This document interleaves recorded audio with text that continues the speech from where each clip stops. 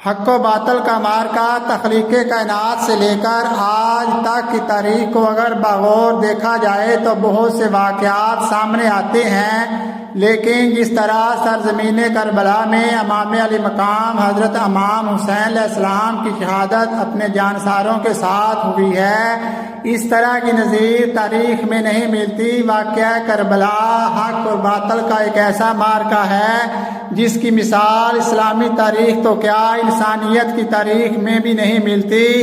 واقعہ کربلا نے انسانیت کے لیے حق پر قائم رہنے، اصولوں کا سودا نہ کرنے اور جرأت اور بہادری کے بہت سے اسباق چھوڑے ہیں۔ حضرت امام حسین رضی اللہ عنہ اور ان کے خاندان کو کربلا کے میدان میں شہید کیا گیا۔